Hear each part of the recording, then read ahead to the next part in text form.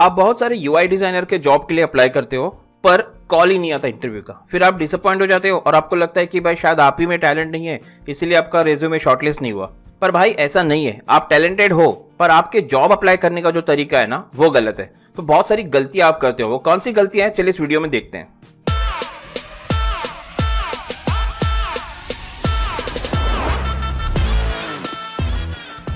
सबसे पहले गलती यह है कि आपको हर यूआई डिजाइन के जॉब के लिए अप्लाई नहीं करना है, क्योंकि हर यूआई डिजाइनर का जॉब आपके लिए नहीं हो सकता है। देखिए, हो सकता है आप सर्विस में काम कर रहे हो, वो प्रोडक्ट का जॉब हो, आप प्रोडक्ट में काम कर रहे हो, वो सर्विस का जॉब हो, आपने B2B पे कभी काम ही नहीं किया, आपने प्रोडक्ट बेस पे काम किया है, तो वहां पे तो डेफिनेटली आपके रेज्यूमे को कोई शॉर्टलिस्ट करेगा ही नहीं। तो आपको पहले जॉब डिस्क्रिप्शन ठीक से पढ़ना है, जानना है कि कंपनी को एग्जैक्टली क्या चाहिए, उसी के बाद आप जो है अप्लाई करोगे। ऐसे नहीं है कि सब जगह सबमिट कर दिया रेज्यूमे। और सबसे इंपॉर्टेंट और सीक्रेट बात यह है कि समझो कि आपका प्रोफाइल अगर जॉब डिस्क्रिप्शन से 60 या 70% यानी 60 से 70% भी मैच हो गया तो आप उस जॉब के लिए क्वालिफाई होते हो, आपको कॉल डेफिनेटली आ जाता है। तो देखना पड़ेगा कि आपका प्रोफाइल कितना मैच हो रहा है। इसके साथ हमें यह भी जानना होता है कि कंपनी एग्जैक्टली क्या करती है, और उसके बाद अगर जॉब सही है हमारे लिए तो भाई कवर लेटर भी होना चाहिए भेजने के लिए। तो इन्हीं चीजों पे हम यहाँ बात करेंगे, तो वीडियो प्लीज पूरा देखें ताकि आपको नेक्स्ट टाइम यूआई डिजाइनर के इंटरव्यू के लिए डेफिनेटली कॉल आए। यहाँ हम देखेंगे एडोबे कंपनी में यूआई डिजाइनर के रिक्वायरमेंट को। तो चलिए देखते हैं क्या आप इस जॉब के लिए फिट होते हो। यहाँ पे मांगा है सीनियर यूआई डिजाइनर फ्रेम.io कंपनी के लिए। अब फ्रेम.io कंपनी क्या है, क्योंकि इंटरव्यू में भी आपसे पूछा जाता है कि आप हमारी कंपनी के बारे में क्या जानते हो।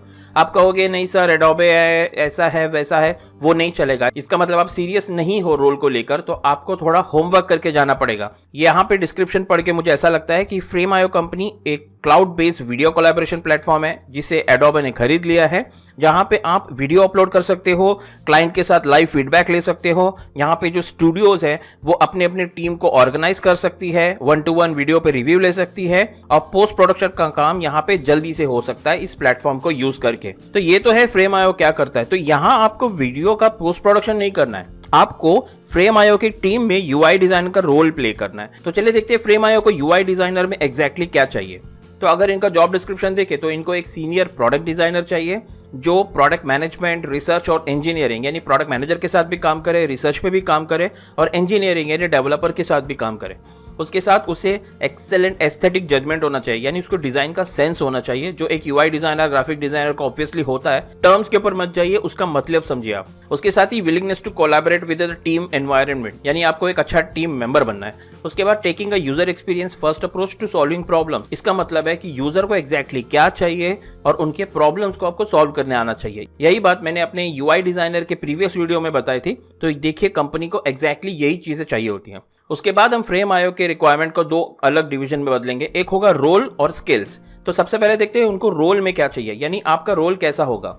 यहाँ पे बेसिकली यूआई डिजाइनर एक डेटा ड्रिवन और यूजर सेंट्रिक एक्सपीरियंस का उसको नॉलेज होना चाहिए। अब डेटा ड्रिवन क्या होता है? डेटा ड्रिवन का मतलब होता है नंबर्स। नंबर्स का मतलब समझो एक अमेजोन में एक बंदे को टी शर्ट खरीदना है तो उसे कितना वक्त लग रहा है, वो क्यों इतना वक्त स्पेंड कर रहा है। एक टी शर्ट खरीदने में तो भाई 3 मिनट से ज़्यादा नहीं लगना चाहिए। अगर उसे 10 मिनट या 15 मिनट लग रहे हैं तो वो कौन से पेज पे अटका है, क्यों अटका है, क्या डिज़ाइन सही नहीं है, क्या उसे कोई चीज़ समझ नहीं आ रही है। ये सारी चीज़ें एनालिटिक्स के थ्रू डेटा प्रोवाइड करती है जो नंबर्स में होते हैं। जैसे आप गूगल एनालिटिक्स में देखते हो कि कितना बाउंस रेट हुआ है या कितना वक्त यूजर ने आपके पेज पे स्पेंड किया है, ये सारी चीजें डेटा बेस्ड होती है। तो डेटा जो है बेसिकली प्रोडक्ट मैनेजर देखता है, यूएक्स डिजाइनर देखता है, वो आपको बताएगा कि भाई इस पर्टिकुलर पेज पे इतना देर रुका जा रहा है, इसका मतलब ये डिजाइन में कुछ प्रॉब्लम है, आप इसको ठीक कीजिए। तो इस तरह का जो एक्सपीरियंस हो या इस तरह का नॉलेज आपको हो तो वो डेटा ड्रिवन होता है। उसके बाद user centric experience. User centric experience का मतलब यूजर सेंटर्ड डिजाइन का नॉलेज आपको होना चाहिए। यहाँ पे डिजाइन वही होगा जो यूजर को चाहिए, यानी यूजर के रिक्वायरमेंट के हिसाब से आप डिजाइन करोगे। तो ये आपको पता है। अगर आपको यूजर सेंटर डिजाइन के बारे में ज्यादा जानना है तो मुझे यूजर सेंटर डिजाइन कमेंट्स में लिखिए, next video user centre design के ऊपर आ जाएगा। इसके बाद यूआई डिजाइनर को यूजर फ्लो के बारे में पता होना चाहिए। अब यूजर फ्लो क्या है? यूजर फ्लो जो एक बताता है कंप्लीट पाथ यूजर को लेना है। समझो फॉर एग्जांपल आपको मेरू में एक कार बुक करनी है तो आप पहले क्या करोगे, आप रजिस्ट्रेशन पेज पे जाओगे या पहले आप डायरेक्टली पहले बुक करोगे, उसके बाद रजिस्टर करोगे, फिर उसके बाद आपको कहाँ जाना है, कहाँ से कहाँ जाना है, टाइमिंग क्या सेट करो, तो अलग अलग पेज, अलग अलग स्टेप्स आप लोगे। अगर आप रजिस्टर्ड हो तो कैसे बुक करोगे, रजिस्टर्ड नहीं हो तो कैसे बुक करोगे, ये जो पूरा फ्लो होता है ना, ये आप एक डायग्राम के थ्रू देख सकते हो। तो इस तरह का यूजर फ्लो पूरा बनता है जो आपको आना चाहिए। उसके बाद इंफॉर्मेशन आर्किटेक्चर का भी नॉलेज होना चाहिए।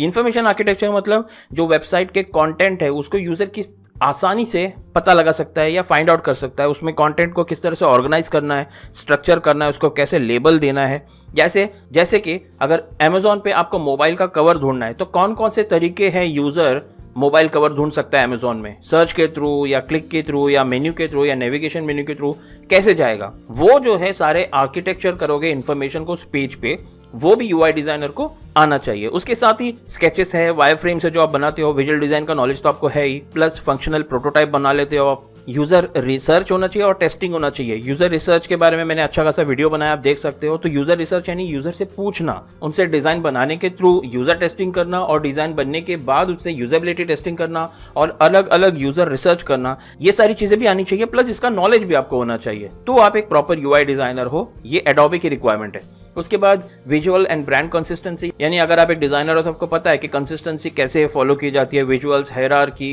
पोजीशंस, कॉम्बिनेशंस, टाइपोग्राफी, फॉन्ट्स, ये सारी चीजें, तो ये भी इंपॉर्टेंट है और ये यहाँ पे यूआई डिजाइनर को चाहिए। और ऑब्वियसली आपको ये सारी चीजें आती है। तो ये तो हो गया रोल्स, बेसिकली रिस्पॉन्सिबिलिटी क्या है। उसके बाद स्किल्स क्या होने चाहिए एज अ यूआई डिजाइनर।